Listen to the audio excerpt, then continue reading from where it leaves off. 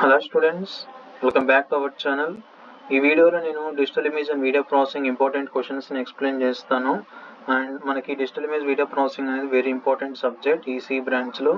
And ప్రీవియస్గా R16 వాళ్ళకి ఏంటంటే డిజిటల్ ఇమేజ్ ప్రాసెసింగ్ ఒకటే ఉంది, బట్ ఏంటంటే R19 వాళ్ళకి వీడియో ప్రాసెసింగ్ కూడా యాడ్ చేశారు. అంటే ఫస్ట్ 3 యూనిట్స్ వచ్చేసి ఇమేజ్ ప్రాసెసింగ్తో డీల్ అవుతుంది, అండ్ నెక్స్ట్ 2 యూనిట్స్ వచ్చేసి వీడియో ప్రాసెసింగ్తో డీల్ అవుతుంది.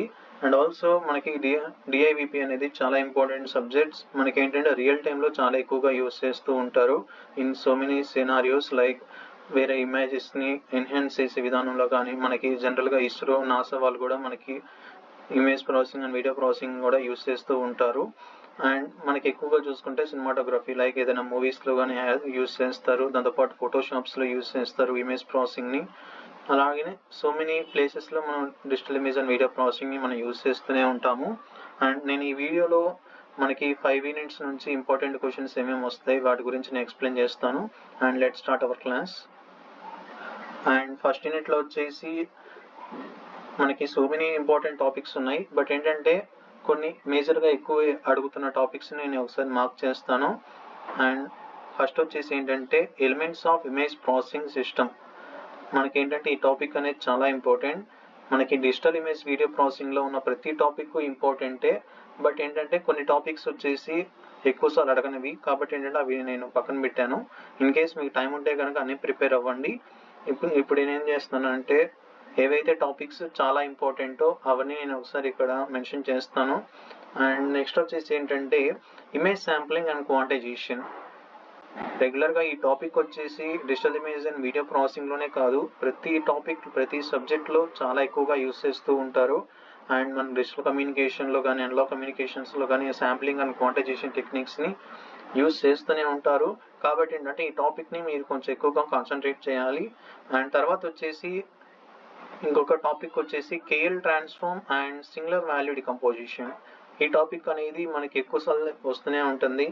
అండ్ ఇన్ కేస్ మనకి సింగులర్ వాల్యూ డికంపోజిషన్ అలాంటి టాపిక్స్ ఇస్తే కనుక 7 మార్క్స్కి ఇచ్చే ఛాన్సెస్ ఎక్కువగా ఉంటాయి. అండ్ మేక్ షూర్ వీటి మీద ఎక్కువ టాపిక్స్ ప్రిపేర్ అవ్వడానికి ట్రై చేయండి. దాంతోపాటు ఏంటంటే వీటిలో ప్రాబ్లమ్స్ కూడా ఎక్కువ సార్లు అడుగుతున్నారు, కాబట్టి ఏంటంటే అవి కూడా ప్రిపేర్ అవుతూ ఉండండి. అండ్ తర్వాత వచ్చేసి ఇంకొక టాపిక్ ఏంటంటే comparison of different image transforms. అంటే మనకి సో మెనీ ఇమేజ్ ట్రాన్స్ఫార్మ్స్ ఉన్నాయి. వీటి కంపారిజన్ మీరు తెలుసుకుని ఉంటే ఏమవుతుందంటే ఏదైనా వేరే టాపిక్ ఇచ్చినా కానీ మీకు కంపారిజన్ ఆల్రెడీ తెలిసి ఉంటుంది, కాబట్టి మీరు దాంతో ఈజీగా మనం రాసేయచ్చు. కాబట్టి ఏంటంటే కంపారిజన్ కూడా మీరు ఎక్కువసార్లు ప్రిపేర్ అవుతూ ఉండాలి. అండ్ తర్వాత వచ్చేసి ఇంకొకటి నెక్స్ట్ టాపిక్ వచ్చేసి హార్ ట్రాన్స్ఫార్మ్. అండ్ జనరల్గా ఈ ఒకటే కాదు, బట్ ఏంటంటే వేరే టాపిక్స్తో కంపేర్ చేసుకుంటే ఈ టాపిక్స్ అన్ని ఎక్కువసార్లు అడుగుతారు. అండ్ దాంతో పాటు ఈ సబ్జెక్ట్కి కోర్ అంటే మెయిన్ టాపిక్స్ లా ఉంటాయి. అండ్ నెక్స్ట్ వచ్చేసి ఏంటంటే యాజ్ యూజువల్గా అప్లికేషన్స్ అని ప్రతిదానికి మెయినే. అప్లికేషన్స్ చదివితే ఏమవుతుందంటే మీకు ఆ సబ్జెక్టు ఎక్కడెక్కడ యూస్ చేస్తున్నారు, రియల్ టైంలో ఏ ప్లేసెస్లో వాటిని యూస్ చేస్తున్నారు అని మీకు ఒక క్లియర్ ఐడియా ఉంటుంది. అండ్ నీడ్ ఆఫ్ ట్రాన్స్ఫార్మ్, మనం ఇమేజ్ ట్రాన్స్ఫార్మ్స్ని ఎందుకు చేయాలి, వాటి యొక్క నీడ్ ఏంటి. మీకు రెగ్యులర్గా వేరే సబ్జెక్ట్స్లో ఎలా అడుగుతారంటే యాంప్లిట్యూడ్ మోడ్యులేషన్ వల్ల యూజ్ ఏంటి, లేదా నీడ్ ఆఫ్ మోడ్యులేషన్, ఆ టైప్లో మిమ్మల్ని అడుగుతూ ఉంటారు. And coming to this subject వచ్చేసి ఏంటంటే నీడ్ ఆఫ్ ట్రాన్స్ఫార్మ్స్. కాబట్టి ఏంటంటే వీటి గురించి కూడా మీరు ఎక్కువసార్లు ప్రిపేర్ అయితే ఏమవుతుందంటే ఇన్ కేస్ అలాంటి topics in case me set ఏదైనా 3-4 అలా ఇచ్చినప్పుడు కొంచెం అవుట్ ఆఫ్ ఇవ్వడానికి ట్రై చేస్తారు. అలాంటి టైంలో ఈ క్వశ్చన్స్ మిమ్మల్ని అడిగే ఛాన్సెస్ ఎక్కువగా ఉంటాయి. అండ్ నెక్స్ట్ వచ్చేసి ఇంకోటి ఏంటంటే ఇమేజ్ ఫైల్ ఫార్మాట్స్. అండ్ జనరల్గా ఇలాంటి క్వశ్చన్లు ఎక్కువసార్లు అడుగుతూనే ఉన్నారు, కాబట్టి ఈ టాపిక్స్ నేను ఒకసారి మార్క్ చేస్తున్నాను. అండ్ రిమైనింగ్ టాపిక్స్ కూడా ప్రిపేర్ అవ్వండి టైం ఉంటే. అండ్ నెక్స్ట్ యూనిట్కి వెళ్ళిపోదాం. అండ్ నెక్స్ట్ యూనిట్లో వచ్చేసి ఏంటంటే image enhancement and restoration. And image enhancement అంటే మీకు ఈ టైటిల్స్ ఆ యూనిట్ నేమ్ చూస్తేనే మీకు అర్థమైపోతుంది ఆ యూనిట్ దేని గురించి అని. Image enhancement and restoration. Image enhancement అంటే ఏంటంటే ఇన్ కేస్ మనం ఏదైనా ఇమేజ్ తీసుకున్నాం, అందులో క్లారిటీ సరిగ్గా లేదు, ఏదైనా ఆబ్జెక్ట్స్ అనేవి క్లియర్గా విజిబుల్ అవ్వట్లేదు, అలాంటి టైంలో మనం ఏం చేస్తామంటే ఎన్హాన్స్ చేస్తాం. ఎన్హాన్స్ అంటే ఏంటంటే క్వాలిటీని లేదా క్లారిటీని ఇంక్రీజ్ చేయడం. మనం జనరల్గా ఇలాంటి ఎక్కడ యూస్ చేస్తారంటే మనకి నాసా వాటిలో ఎందుకు యూస్ చేస్తారంటే ఇన్ కేస్ ఏదైనా శాటిలైట్ వెళ్ళినప్పుడు ఏదైనా ఇమేజెస్ తీసుకుంది రోవర్ వెళ్ళినప్పుడు కానీ, అలాంటివి ఏంటంటే కొన్ని ఇమేజెస్ అనేవి బ్లర్గా రావడం కానీ, డిస్టర్బెన్స్లా రావడం కానీ, అలాంటప్పుడు ఏం చేస్తారంటే వాటిని అనలైజ్ చేయాలి కాబట్టి వాళ్ళు కొన్ని టెక్నిక్స్ని ఫిల్టర్స్ని యూస్ చేసి క్లియర్గా ఇమేజ్ అనేది తప్పించడానికి ట్రై చేస్తూ ఉంటారు. దానికి ఇమేజ్ ఎన్హాన్స్మెంట్ అంటారు. అండ్ నెక్స్ట్ వచ్చేసి ఏంటంటే ఇమేజ్ రిస్టోరేషన్ అంటే ఏంటంటే ఇన్ కేస్ ఏదైనా ఇమేజ్లో డేటాని మిస్ అయింది లేదా లాస్ అయింది, అలాంటి టైంలో ఏం చేస్తారంటే రీస్టోర్ చేయడం. ఆ నేమ్లోనే ఉంది కదా, మళ్ళీ తిరిగి జనరేట్ చేయడం. అంటే ఇన్ కేస్ కొన్ని ఇమేజెస్ వచ్చేసి ఓల్డ్ ఉంటాయి, ఇన్ కేస్ సరిగ్గా ఫోటో అనేది మనం క్లిక్ చేసినప్పుడు రాలేదు, అలాంటప్పుడు ఏం చేస్తారంటే ఇలాంటి రిస్టోరేషన్ టెక్నిక్స్ని యూస్ చేసి యాజ్ వెల్ యాజ్ మనకి సో మెనీ ఫిల్టర్స్ అనేవి మనం యూస్ చేస్తూనే ఉంటాం. టెక్నిక్స్ అనే కాదు, ఫిల్టర్స్ని కూడా ఎక్కువ యూస్ చేస్తూనే ఉంటాం ఈ సబ్జెక్ట్లో. ఎందుకంటే కొన్ని వచ్చేసి నాయిస్ని రిమూవ్ చేసుకోవడానికి కానీ వేరే మన యొక్క రిక్వైర్డ్ డేటాని మాత్రమే రిప్రజెంట్ చేయడానికి ఆ టైంలో మనకు కావాలి కాబట్టి మనం ఇవన్నీ యూస్ చేస్తూ ఉంటాం. అండ్ వీటిలో మనకి ఇంపార్టెంట్ టాపిక్స్ ఏమేంటి ఒకసారి నేను మార్క్ చేస్తాను. అండ్ ఫస్ట్ వచ్చేసి ఏంటంటే ఇమేజ్ రిస్టోరేషన్ మోడల్. ఈ టాపిక్ అనేది ఎక్కువసార్లు అడుగుతున్నవి. అండ్ ఆల్సో మీకు మీ టీచర్స్ కూడా ఎక్కువసార్లు ఈ టాపిక్స్ ఎక్స్ప్లెయిన్ చేస్తూనే ఉంటారు. అండ్ బ్లైండ్ డీకన్వల్యూషన్, ఈ టాపిక్స్ అని మీరు ఒకసారి చెక్ చేసుకోండి. మీ దగ్గర మెటీరియల్స్ ఉంటే ఓకే, లేకపోతే నేను ప్రొవైడ్ చేస్తాను. అండ్ మనం కావాలంటే మన యొక్క టెలిగ్రామ్ వాటిల్లో కూడా లేదా మన డ్రైవ్స్లో కూడా ఆల్రెడీ ఉన్నాయి, చెక్ చేయండి. ఇన్ కేస్ అక్కడ మిస్ అయినట్టయితే ఒకసారి నాకు మెసేజ్ చేస్తే నేను ఒకసారి అప్లోడ్ చేస్తాను. అండ్ నెక్స్ట్ వచ్చేసి ఏంటంటే ఇమేజ్ డిగ్రేడేషన్. ఈ టాపిక్స్ అనేవి చాలా ఇంపార్టెంట్.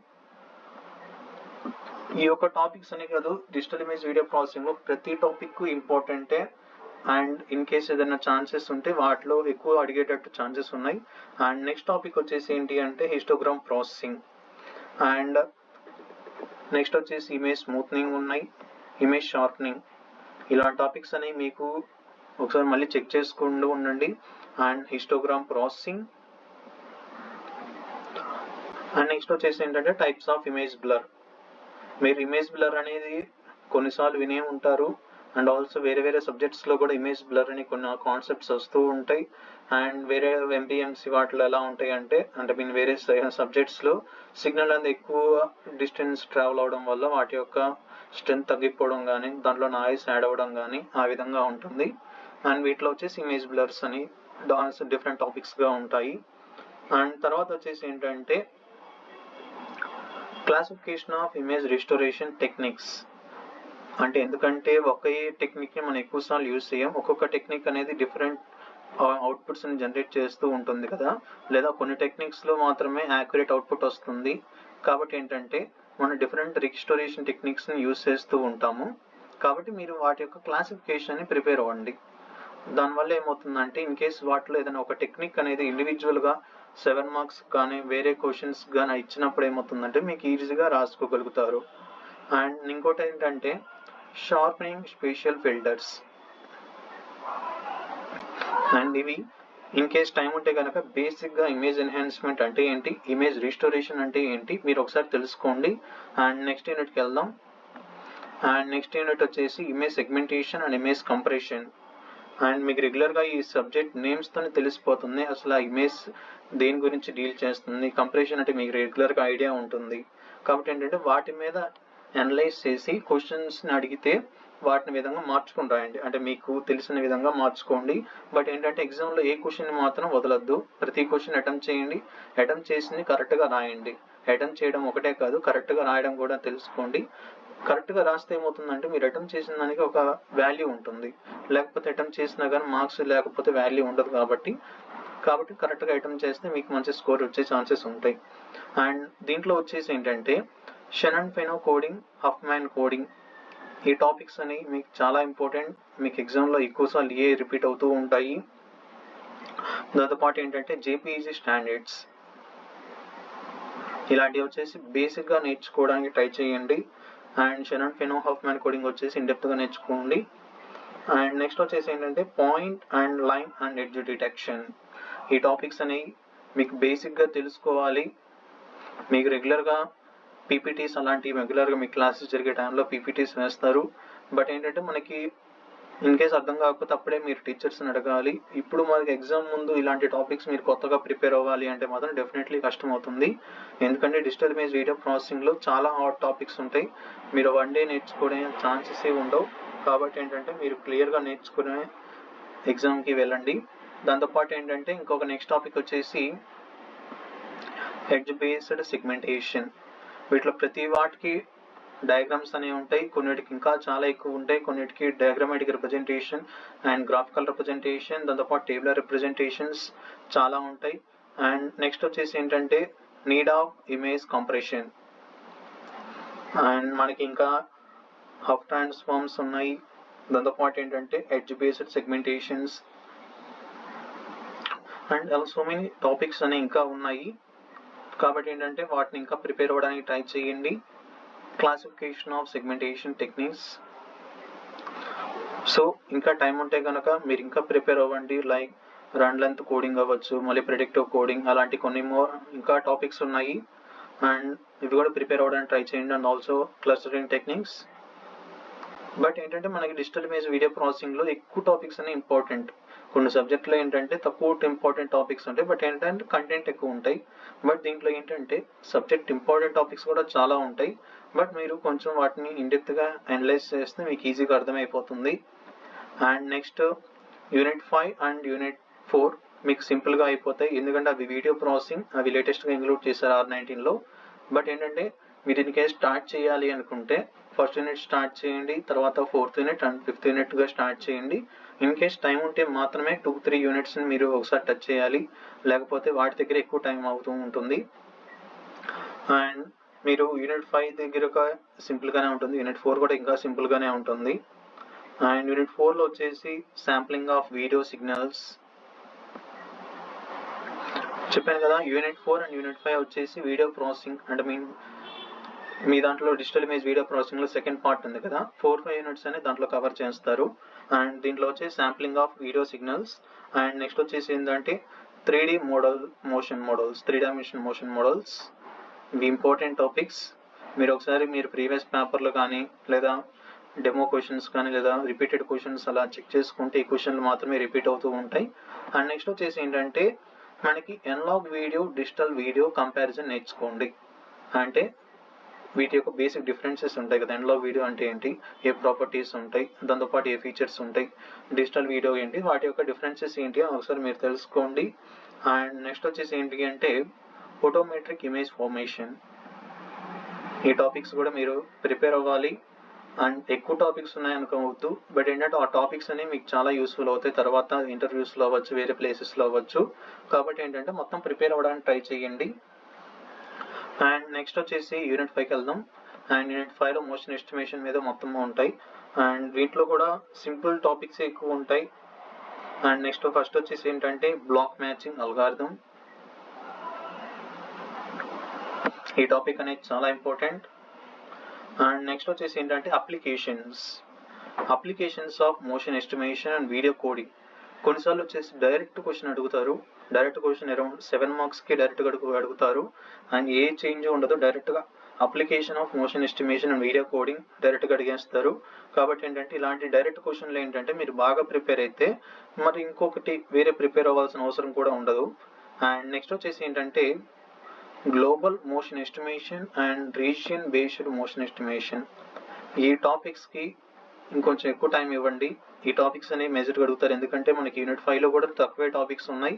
కాబట్టి ఏంటంటే ఇలాంటి కొన్ని టాపిక్స్ మీద వాళ్ళు అడిగే ఛాన్సెస్ ఉంటాయి. కాబట్టి వీటి మీద మీరు ఎక్కువ ఫోకస్ చేస్తే మీకు సింపుల్గా అయిపోతుంది. అండ్ నెక్స్ట్ వచ్చేసి ఏంటంటే జనరల్ మెథడాలజీస్. ఈ టాపిక్ కూడా మనకి ఇంపార్టెంటే. ఇన్ కేస్ టైం ఉంటే కనుక వేరే టాపిక్స్ కూడా ప్రిపేర్ అవ్వండి. అండ్ ఆల్సో మనకి ప్రిడిక్టివ్ కోడింగ్, ఈ టాపిక్ కూడా మనకి ఇంపార్టెంట్. అండ్ మీకు ఒకసారి మీ యొక్క పీడిఎఫ్స్లో వాటిలో ఒకసారి రీవెరిఫై చేసుకోండి. ఇన్ కేస్ ఏదైనా టాపిక్స్ కనుక తక్కువలో అంటే మీకు ఎక్కువగా హార్డ్గా ఉంటే మీరు ఒకసారి గూగుల్లో సెర్చ్ చేసుకుంటే మీకు ప్రతి టాపిక్ ఉంటాయి, లేదా ఏఐ టూల్స్ని యూస్ చేసుకొని సింపుల్గా అడగచ్చు. And that's it students. And మన యొక్క ప్లాట్ఫామ్స్లో జాయిన్ అవ్వాలంటే లింక్స్ అనేవి డిస్క్రిప్షన్లో ఉంటాయి, సో జాయిన్ అవ్వండి. And thank you very much.